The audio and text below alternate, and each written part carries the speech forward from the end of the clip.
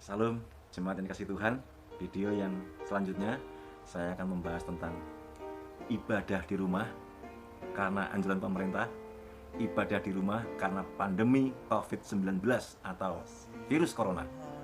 Ini merupakan tema yang menarik untuk kita semua untuk kita bahas. Nah, jemaat yang dikasih Tuhan, di dalam suatu negara, suatu bangsa, pemerintahan dunia ini, kita harus paham bahwa setiap masa itu ada orang-orangnya dan setiap orang-orang itu ada masanya. Setiap orang dalam setiap masa itu punya kebijakan sendiri-sendiri, masing-masing menurut pertimbangan tim penasehat dan para pakar. Demikian mereka menyampaikan pengumumannya. Nah, setiap orang, setiap pemimpin di setiap masa itu memiliki caranya sendiri-sendiri untuk mengatasi setiap tantangan. Saya kira kita sepakat bahwa semua warga negara harus mematuhi. Maka ada orang yang mengatakan kalau nggak patuh dengan kebijakan pemerintah, ya silahkan pindah ke negara lain atau membeli wilayah, membuat negara sendiri. Apakah boleh rakyat tidak patuh? Dan kapan boleh nggak patuh?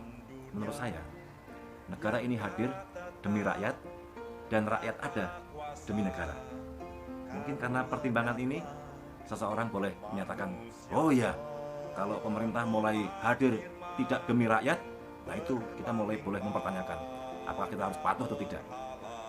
Namun pada saat pemerintah tidak hadir demi penderitaan rakyat, demi kesengsaraan rakyat, nah kita boleh mendiskusikan. Pertanyaannya, apakah pemerintah di era pemerintahan sekarang ini, apakah tidak hadir?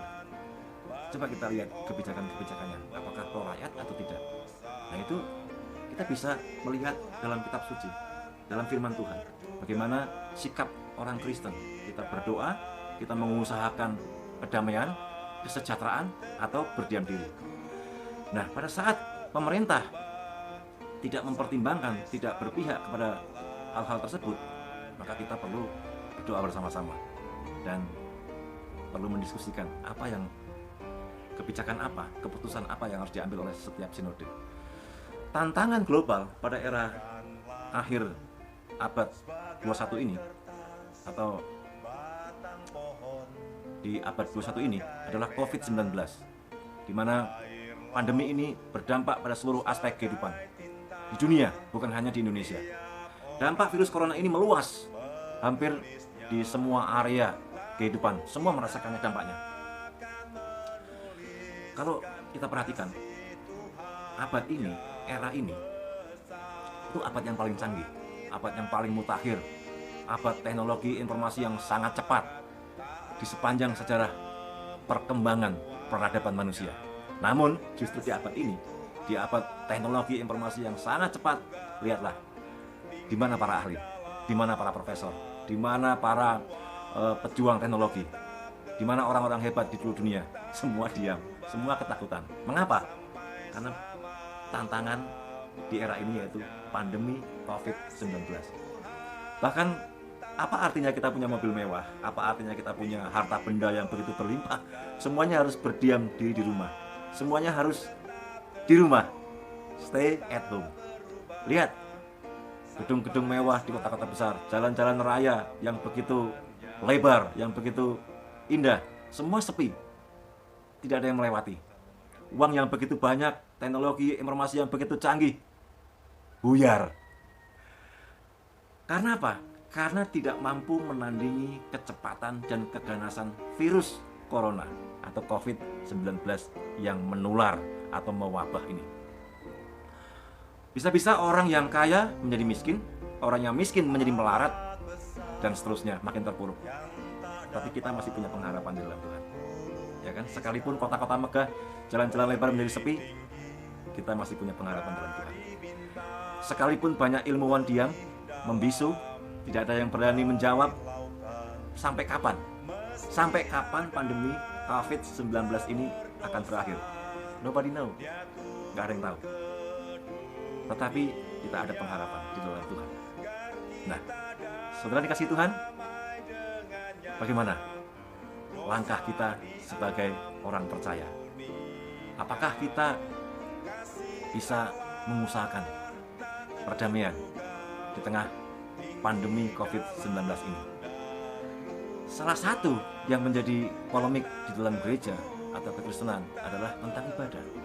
Sebenarnya bukan hanya gereja yang mengalami ini, banyak agama juga mendiskusikan, juga mengalami polemik ini.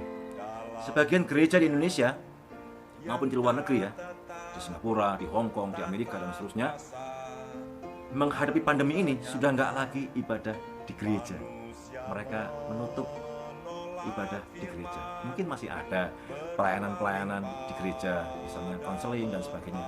Namun mereka tetap melakukan prosedur sesuai anjuran pemerintah. Kenapa? Karena mereka tahu karakter virus ini. Karakter virus ini ya begitu cepat mewabah dan beresiko, sekalipun tingkat kesaktian mematikan dari virus ini jauh di bawah daripada virus MERS, virus SARS dan sebagainya. Namun apakah kita harus sembrono? Tentu tidak. Kita harus waspada. Nah, virus COVID-19 ini atau virus corona ini ya sudah banyak media memberitakan, sudah banyak media cetak menulis tentang virus corona ini. Saya tidak perlu membahas panjang lebar, dan sudah banyak korban bahkan di negara maju sekalipun, ya kan, di Italia, di Eropa, di Amerika sudah begitu kerepotan menghadapi wabah ini.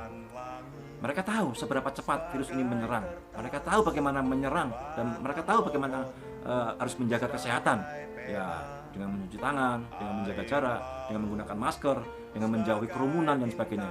Kita juga tahu, tetapi ada sebagian orang yang dengan sengaja melawan anjuran ini dan tetap berkerumun di tempat-tempat yang mungkin menyenangkan seperti kafe, restoran, dan lain sebagainya. Sebenarnya ini tindakan apa ya?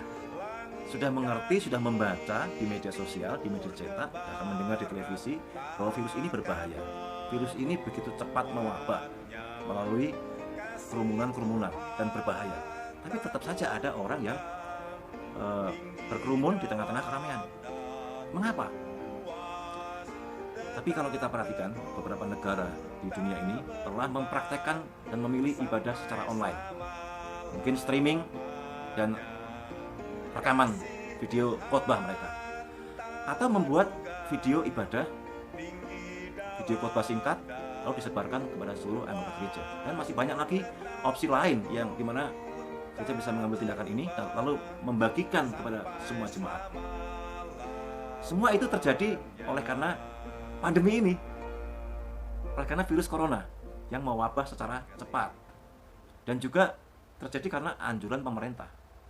Bahkan ada negara yang melakukan tindakan yang sangat keras, yaitu menangkap dan menghukum, bahkan mendenda setiap warga negara yang melanggar. Namun Indonesia mempraktekkan kebijakan yang sangat cocok, sangat tepat dengan kondisi wilayah negara Kesatuan Republik Indonesia yang sangat cocok menurut saya. Nah, namun ternyata sekalipun demikian, fenomena praktik ibadah di luar gedung gereja ini menimbulkan pro dan kontra. Ada yang tidak setuju ibadah di gereja hari Minggu dipindahkan ke rumah-rumah, dipindahkan melalui online. Ada yang tidak sedikit yang melakukan perang ayat, tidak sedikit yang berdebat di media sosial. Sudah banyak jemaat hamba Tuhan, gereja, sinode bahkan bertengkar di media sosial. Sesungguhnya tidak perlu. Kita harus menghargai setiap kebijakan. Namun ingat, ada anjuran pemerintah. Belajar di rumah, bekerja dari rumah, dan ibadah di rumah. Ini pemerintah yang menyampaikan.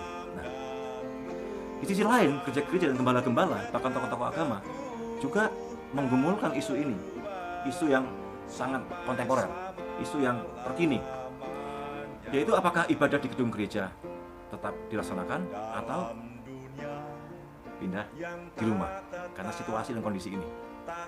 Perlukah ibadah konvensional tatap muka dipertahankan? Masing-masing pihak memiliki alasan. Namun kita harus mencermati dan mempertanyakan kapan sesungguhnya aniaya besar terjadi sehingga umat Tuhan harus ibadah di rumah. Kan masih ingat Pak ya? Aniaya terjadi lalu kita harus ibadah di rumah. Umat Tuhan, para murid itu pernah ibadah di rumah. misalnya setelah pemakaman Tuhan Yesus sampai kebangkitan, mereka ketakutan. Mereka begitu ketakutan dan cemas, mereka harus di dalam rumah.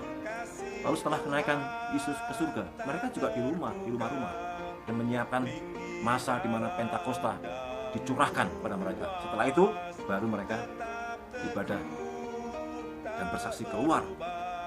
Nah, bagaimana tentang hal ini? Kita akan merespon melalui bagaimana pandangan Alkitab tentang ibadah di rumah dan ketaatan pada anjuran pemerintah. Nah, untuk memahami isu kontroversial ini, tentu kita perlu menegaskan terlebih dahulu bahwa alasan utama dibalik wacana ini, wacana tentang ibadah di rumah dan penghentian ibadah konvensional oleh pemimpin agama atau oleh pemerintah atau oleh presiden, tentu kita harus paham mengapa harus demikian. Nah, wacana ini seharusnya didorong oleh keinginan untuk kita sebagai gereja Tuhan memberikan kontribusi, bukan karena takut virus, bukan karena takut tertular, bukan karena alasan yang lain, tetapi kontribusi apa yang dapat diberikan oleh gereja. Ingat ya, kontribusi bagi masyarakat, kontribusi bagi kemanusiaan, kontribusi gereja bagi bangsa dan negara. Apa kontribusi kita?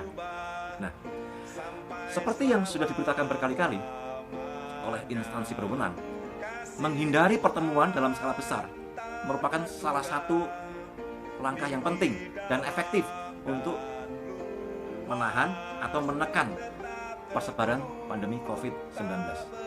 Opsi ini sudah membantu meringankan tugas dokter, tugas perawat, tenaga medis yang berjuang gigih di garda terdepan.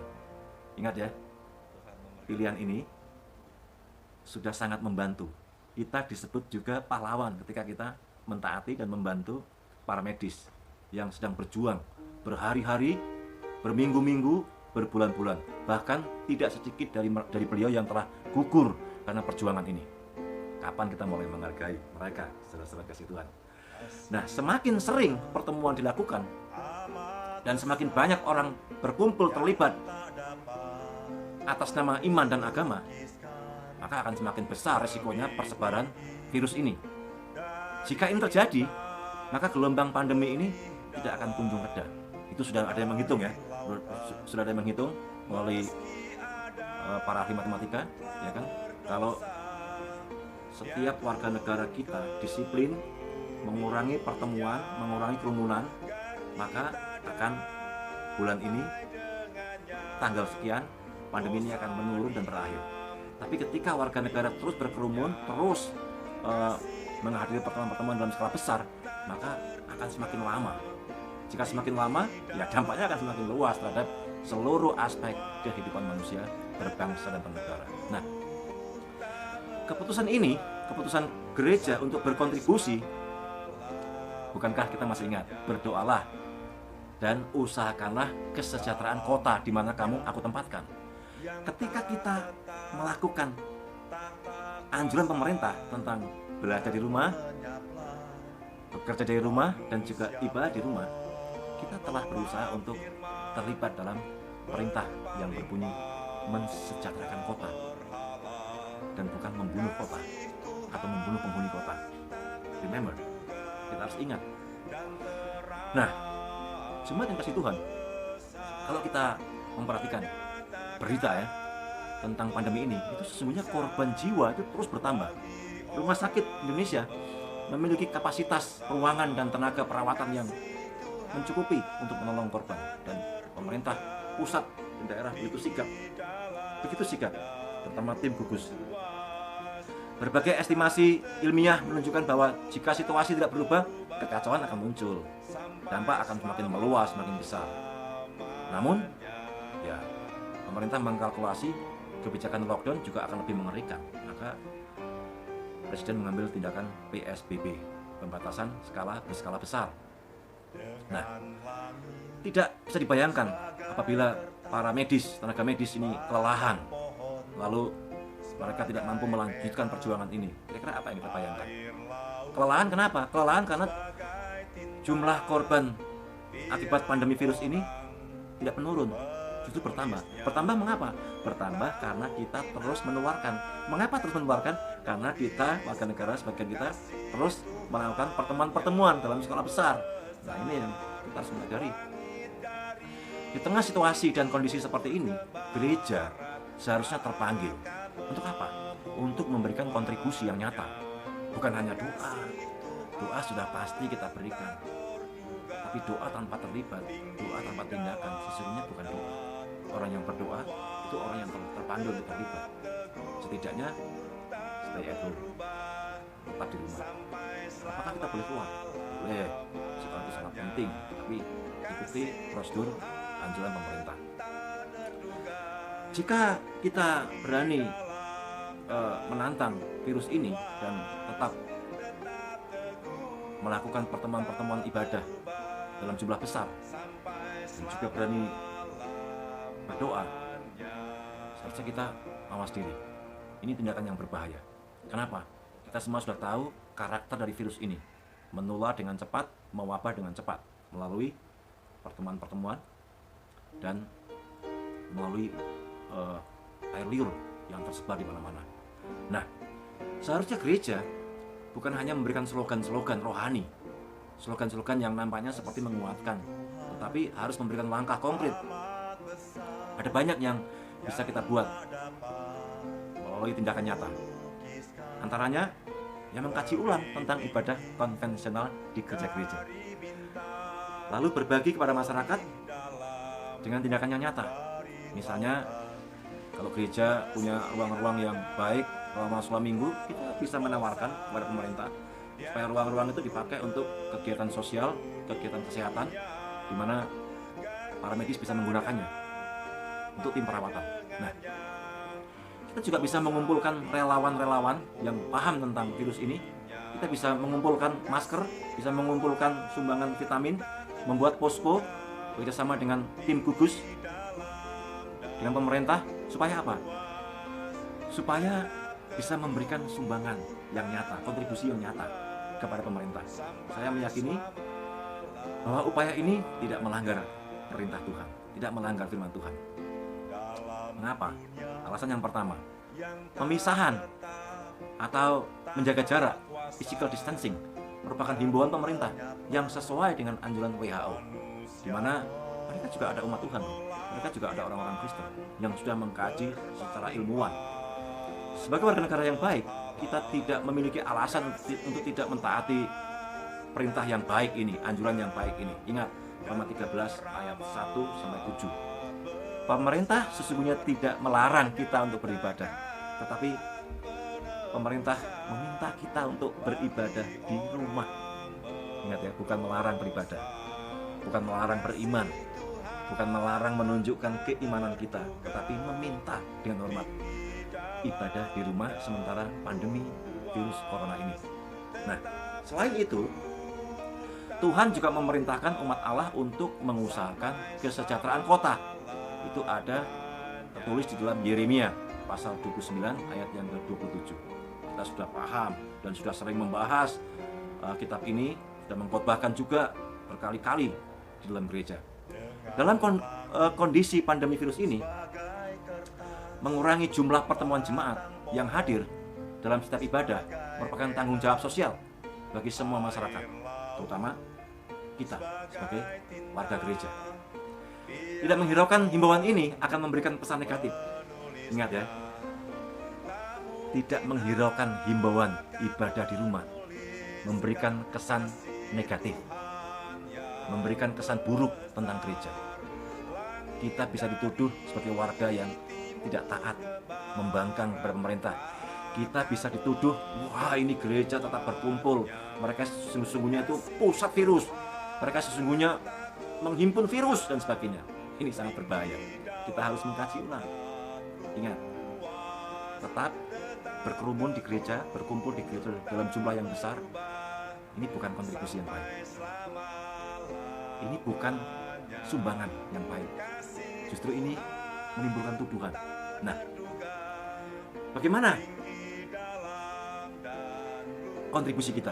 Alasan yang kedua, hari Sabat itu bukan alasan untuk kita sebagai warga gereja tidak bisa berbuat kebaikan.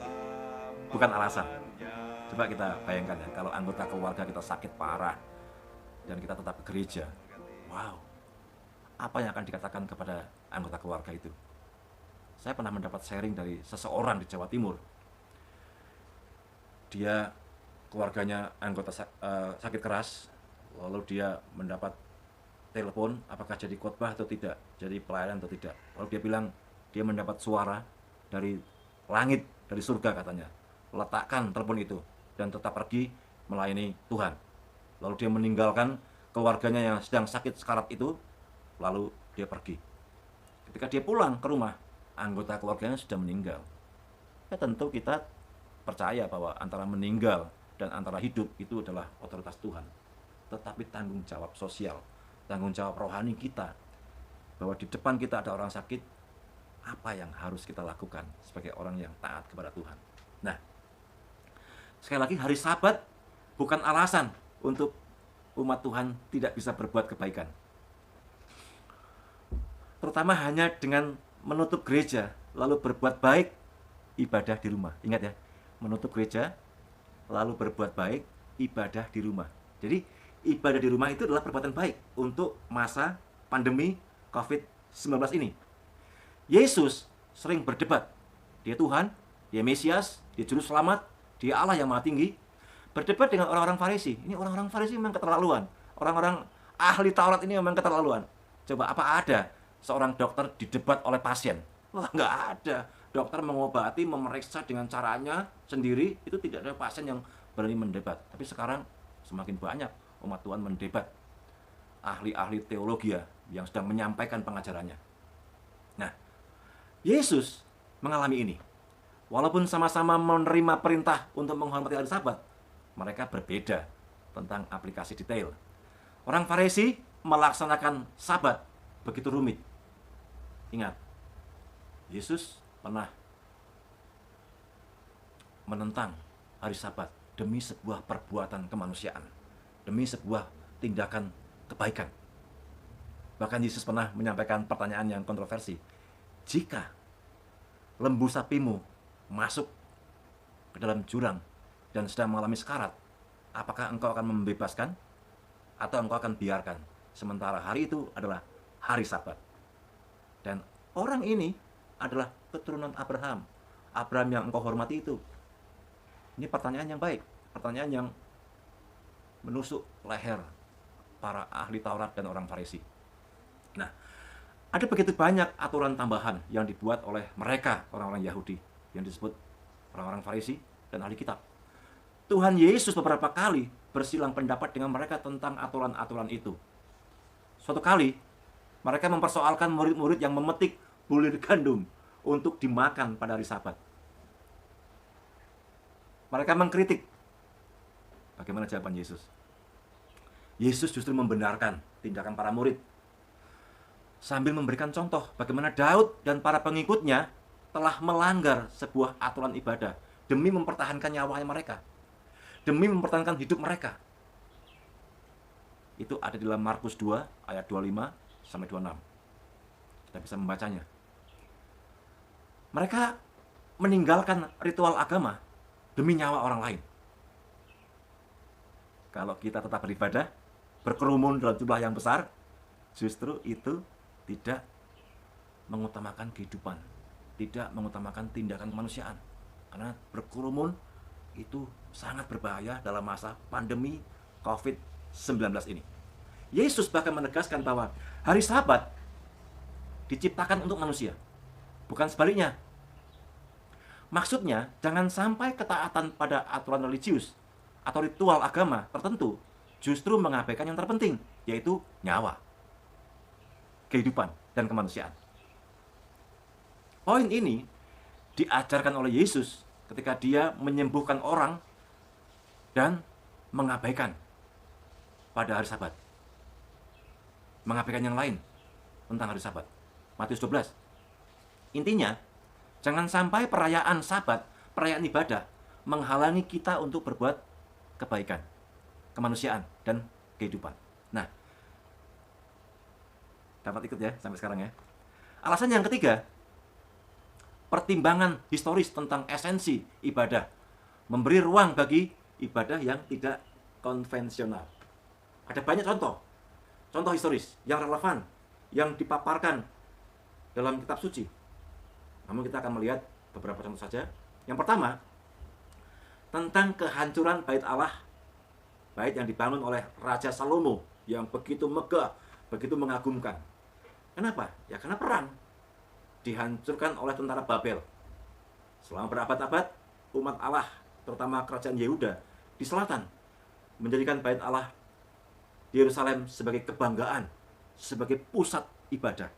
Nah, ingat ya, waktu itu bait Allah tempat yang sangat membanggakan bagi umat Allah, tempat yang begitu megah, tempat yang begitu mengagumkan. Mungkin juga demikian sekarang ya, umat gereja, umat Allah memandang gereja ya sampai diberi nama-nama, gedung gereja itu ditapiskan yang begitu mewah. Mungkin seperti itu, seperti umat pada zaman Raja Salomo. Elemen-elemen ibadah penting dilakukan di masa itu, tentang persembahan kurban, hari raya perdamaian, dan ritual-ritual ibadah yang lain. Dengan kehancuran bait Allah, ya, dengan kehancuran bait Allah masa itu, bangsa Israel, bangsa Yehuda dipaksa untuk memikirkan esensi ulang tentang ibadah mereka. Bait Allah sudah hancur. Lalu mereka harus ibadah di mana? Nah, ini. Yang terpenting dalam ibadah bukanlah ritual atau persembahan, tetapi ketaatan. Kita bisa buka dalam 1 Samuel 15 ayat 22 dan seterusnya. Pembuangan ke Babel menghadirkan pergeseran besar yang lebih baik dalam ibadah umat Tuhan. Fokus pada ritual, persembahan kurban, lalu bergeser kepada ketaatan. Ingat ya, awalnya fokus kepada ritual, persembahan korban, bergeser kepada ketaatan. Ketaatan apa? Ketaatan kepada pengajaran firman yang berdampak kekal. Firman yang berdampak kekal. Nah, ibadah bersama dalam skala besar pada masa itu, pada masa pembuangan itu, menjadi ibadah dalam skala yang lebih kecil. Dari ibadah di bait Allah, lalu bait Allah dihancurkan, mereka mengalami pembuangan, tidak mungkin lagi untuk ibadah dalam skala besar di bait Allah. Para ahli bahkan menduga pembuangan ke Babel ini menjadi cikal bakal. Para ahli kitab, para profesor teologi. Berdirinya rumah ibadat yang disebut sinagog, orang membaca sinagogi, yang lebih berfokus pada pengajaran hukum Taurat, bukan upacara kesembuhan ilahi, bukan upacara persembahan, bukan acara persembahan korban, bukan upacara ibadah perpuluhan dan sebagainya. Nah, contoh historis lainnya adalah sebuah isu peperangan dalam pemberontakan Makabe. Ingat ya, pemberontakan Makabe melawan penguasa Syria, dinasti Seleukus. Nanti saudara bisa membaca. Pengajaran bangsa Yahudi di bawah kepemimpinan keluarga Imam Matatias, terutama di bawah pimpinan Yudas Makabe, terus meraih sukses. Mereka menjadi ancaman serius bagi penguasa asing. Nah, salah satu strategi musuh untuk melemahkan perjuangan ini adalah menyerang pasukan Makabe pada waktu Sabat. Coba bayangkan, jika mereka taat hari Sabat, hari istirahat, lalu musuh menyerang pada hari Sabat, kira-kira apa yang terjadi? Ini sedang menunaikan ibadah Sabat, musuh menyerang. Sedang berdiam di rumah karena Sabat, lalu musuh menyerang. Apa yang terjadi? Awalnya bangsa Yahudi, bangsa Israel ini menolak untuk melawan, sehingga ya banyak korban berjatuhan, banyak korban berguguran karena ketaatan pada hari Sabat. Nah, akhirnya mereka berunding, mereka memutuskan untuk memberikan perlawanan, sekalipun itu adalah termasuk pelanggaran Sabat menurut tradisi populer sebagai bangsa Israel. Nah, mereka menyadari bahwa ada hal-hal lain yang lebih penting daripada ketaatan kaku terhadap Sabat, terhadap ibadah minggu kalau sekarang, yaitu nyawa dan kehidupan pribadi, keselamatan keluarga, dan keselamatan bangsa yang besar, tempat mereka bernaung, tempat mereka berbangga bersama. Ingat ya, Kalau mereka tetap taat, berdiam diri karena Sabat, digempur musuh luar biasa, korban nyawa sangat besar. Tapi mereka berunding. Akhirnya memutuskan, kita tidak bisa membiarkan pertempuran yang tidak seimbang ini. Maka Sabat pun mereka harus bertahan, mereka harus melawan. Kenapa? Mereka memikirkan ada pertimbangan yang bijaksana, yang lebih penting, yaitu keselamatan, kehidupan, dan kemanusiaan. Nah, jemaat yang dikasihi Tuhan, dua contoh di atas menunjukkan bagaimana umat Allah bersikap pada situasi yang khusus, pada situasi yang buruk atau darurat. Mereka dipaksa untuk memikirkan ulang tentang esensi dari sebuah ibadah. Dari harus berkumpul di bait Allah, mereka harus terpencar, berpisah dalam kelompok kecil. Dari harus berdiam diri karena Sabat, mereka harus melawan, berperang, mempertahankan kehidupan. Mereka menggumulkan kembali apa yang terpenting, apa yang lebih utama, nyawa dan kehidupan manusia, bahkan lingkungan hidup. Nah, konsep teologis tentang gereja dan tradisi gereja mula-mula juga memberi tuntunan. Ini yang keempat ya. Konsep gereja jemaat mula-mula. Di mana itu? Di Kisah Para Rasul, di 1 Korintus 1 ayat 2 dan seterusnya. Ingat, gereja bukan gedung, tetapi orang, kumpulan orang percaya. Ingat ya, gereja bukan gedung, tapi kumpulan orang percaya. Orang yang percaya bahwa Yesus itu Tuhan dan Juru Selamat. Di mana umat Allah berkumpul, disitulah disebut gereja. Di mana umat Tuhan berkumpul, orang percaya, bahkan dua saja berkumpul, Allah hadir, Yesus hadir di tengah-tengah mereka. Yang terpenting adalah kehadiran Allah, bukan rumah Allah, bukan bait Allah di zaman Salomo, bait Allah, bukan gedung gereja yang megah sekalipun. Tidak heran ya, tempat ibadah jemaat mula-mula itu begitu bervariasi. Kadang di bait Allah, kadang di rumah ibadat Yahudi yang disebut sinagog, kadang juga di rumah-rumah. Jumlah kehadiran juga sangat terbatas. Nah, praktik seperti ini, praktik ibadah yang seperti ini terus dipertahankan sampai periode berikutnya, terutama pada saat timbulnya aniaya terhadap orang-orang Kristen yang semakin meningkat dan meluas. Kalau aniaya, ingat ya, ada beberapa kaisar yang sangat demen menganiaya orang Kristen.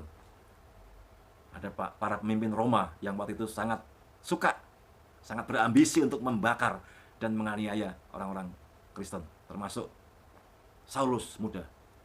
Nah, ketika aniaya begitu hebat, tidak mungkin mereka berkumpul di bait Allah, berkumpul dalam jumlah yang besar. Nah, mereka harus berkumpul dalam skala yang kecil, secara sembunyi-sembunyi, supaya tidak ketahuan di rumah-rumah mereka. Mereka juga menggunakan gaya ibadah dan liturgi yang beragam, sesuai dengan keadaan.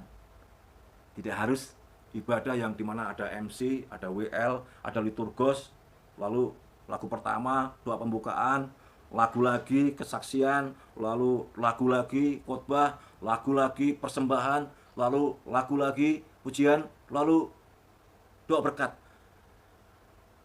Masa aniaya tidak menerapkan gaya ibadah atau tata liturgi yang sedemikian kaku? Kadang-kadang nggak ada lagu pujian. Yesus sering melakukan metode ibadah, gaya ibadah yang nggak ada pujian. Nah, tapi menimbulkan revival yang besar. Yang penting bagi mereka adalah di masa-masa seperti itu, persekutuan. Yang penting adalah persekutuan. Persekutuan dengan orang percaya yang lain. Tidak peduli berapapun jumlahnya, tidak peduli bagaimana suasana ibadahnya, tidak peduli di mana tempatnya. Kenapa? Suasana sedang penting. Yang kelima, persekutuan orang Kristen tidak dibatasi oleh lokasi, tempat, dan waktu. Yang disebut gereja adalah semua orang percaya di segala tempat yang memanggil nama Tuhan sebagai Juru Selamat. 1 Korintus 1 ayat 2. Inilah yang disebut dengan gereja universal. Kristus sebagai kepala gereja, Kristus sebagai gembala yang agung. Bukan gedung, bukan gereja lokal, gereja yang megah itu bukan. di mana pendeta dan pengurus tidak tahu tentang anggotanya yang palsu apa yang asli. Ingat ya, di dalam gedung yang megah, gedung yang mewah, pemimpin tidak pernah tahu siapa yang asli dan siapa jemaat yang palsu, siapa yang kambing, siapa yang domba. Masing-masing bisa bersandiwara dan berpura-pura, tetapi ada kriterianya, ada ciri-ciri mana kambing, mana domba, mana jemaat yang asli, mana jemaat yang palsu. Nah, yang dipentingkan dalam persekutuan ini adalah kesehatian. Lokasi bukan halangan. Sebagai contoh, Paulus mengajak jemaat di Korintus untuk bersatu dengan dia dalam roh dan mengambil keputusan bersama tentang suatu kasus di dalam jemaat, yaitu jemaat di Korintus. 1 Korintus 5 ayat 3 sampai 5. Nah, perbedaan lokasi tidak menghalangi Paulus untuk hadir secara rohani atau berkumpul dalam roh. Hati-hati, berkumpul dalam roh. Nanti kita akan bahas tentang tema beribadah dalam roh dan kebenaran yang seperti apa. Nah, dengan cara yang sama, ibadah online, terutama dalam kondisi kasus COVID-19 ini bisa mengakomodasi persekutuan. Ya kan? Kan sering dibicarakan. Persekutuan dalam roh, ibadah dalam roh dan kebenaran. Nah, selanjutnya, bagaimana bagi orang yang tidak punya HP, yang tidak punya internet? Nah, ini hamba Tuhan, pastor, pemimpin gereja, pendeta perlu membuat format ibadah yang baik, yang cocok, yang tepat bagi jemaat. Mungkin bisa mengetik semua lagu-lagu, bisa mengetik semua khotbah lalu dibagikan melalui kurir gereja kepada jemaat yang rumahnya jauh di pedesaan, di pegunungan, di pantai, untuk mereka beribadah di rumah melalui kepala keluarga yang memimpin sebagai imam. Nah, sesuai pertimbangan-pertimbangan di atas, maka sebaiknya gereja-gereja secara serius menjauhi pertemuan ibadah dalam jumlah dan skala yang besar. Untuk apa? Untuk mencegah persebaran virus secara massal, untuk mencegah jatuhnya korban yang besar. Ingat tadi ya, umat Allah harus melawan kebiasaan ritual sabat demi kehidupan, lalu harus melawan berperang. Ini adalah tanggung jawab sosial kita.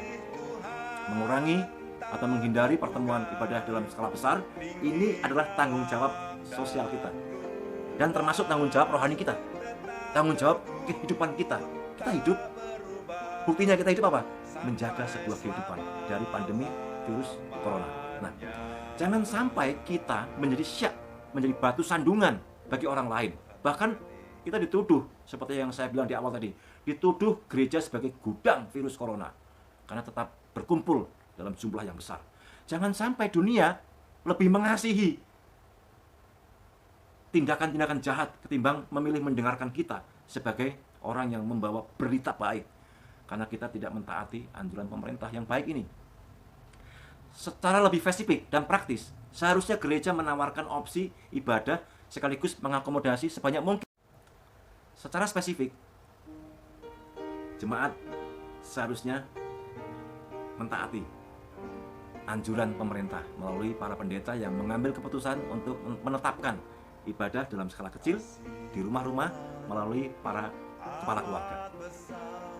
Nah, berikut ini ada beberapa hal yang praktis yang bisa kita lakukan. Yang pertama, bisa kita menyediakan ibadah secara online jika semua peralatan memadai, termasuk internet dan perlengkapan-perlengkapan untuk mengadakan ibadah secara live streaming.